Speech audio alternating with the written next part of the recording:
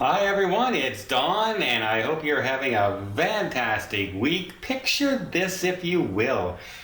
You're a young couple, you're walking onto a cruise ship for your vacation, you have a 3 year old with you, you have your 6 year old with you, you're looking for a great time. You get on the ship, you head up to the pool area, and you're expecting this sail away party and everything. The kids are going to have a great time, and bam! 1,300 businessmen with strippers and Playboy bunnies all over the cruise deck. Whoops.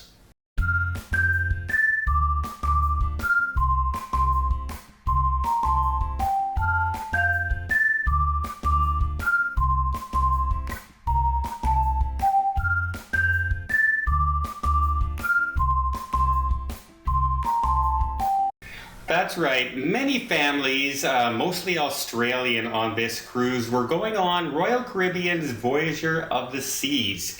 And when they got on board, what did they discover? That 1,300 businessmen from India, a local tobacco company there, reserved this cruise for their employees, some sort of conference, and they brought on their own private dancers, they brought on their own food, they blocked off areas of the pool and the deck so only their people could get there.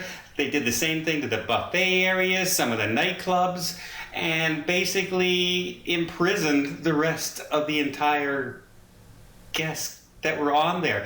Even things that are very popular on cruise ships like bingo and trivia nights, basically people couldn't get to them and just didn't go. They were afraid to leave their cabin. Can you imagine? There's 1,300 men, all you can drink, all inclusive thing, with strippers and Playboy bunnies gyrating up on the decks, up on the pool decks and the stage, performing for all these men. And then you take your young daughter or your young wife or anybody, and you're walking by the cabins, and they all have their cabins open, and they're leering at you as you're walking through the. It's just a horrible, horrible situation. I have no idea, and I'm quite sure that when Royal Caribbean booked these people, they were booking a conference, a business conference for people, and had no idea all this stuff was going to show up. But head office at Royal Caribbean is really wanting to know what happened. How did they get their own food on board? How did they block off areas of the deck just for them? It's one thing to reserve a conference area or a bar or a restaurant for a large group, but you don't just have people put up a whole bunch of chairs to block off access to areas, which is apparently exactly what happened.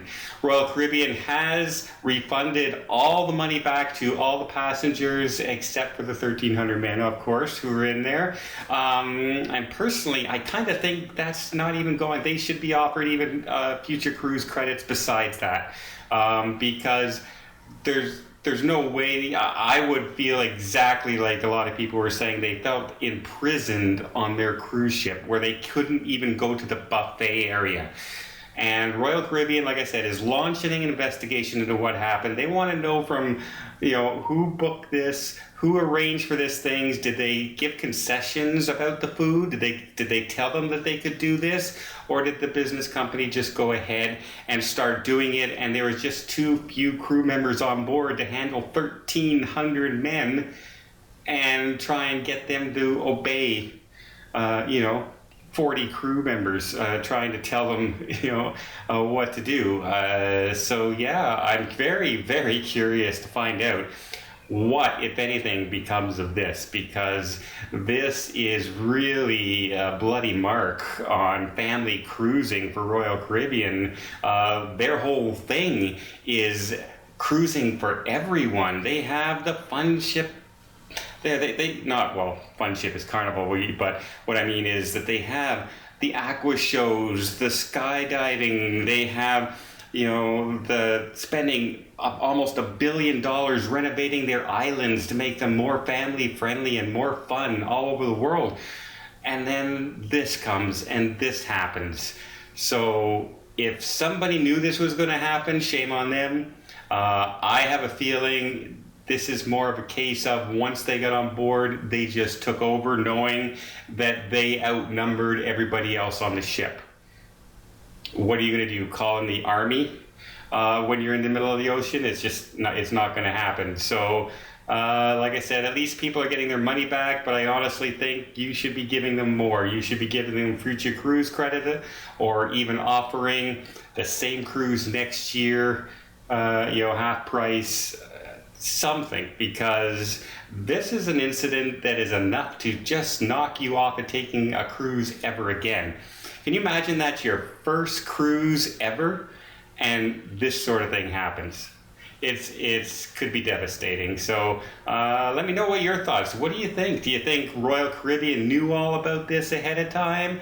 Or do you think it just they booked a conference, they booked a large group, and it just got carried away and they weren't expecting this kind of behavior on board?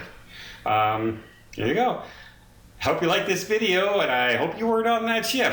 So if you did, please give it a thumbs up. If you want to see more tips, more tricks, more travel vlogs from around the world, please hit that subscribe button. Till next time, have yourself a safe and a great vacation.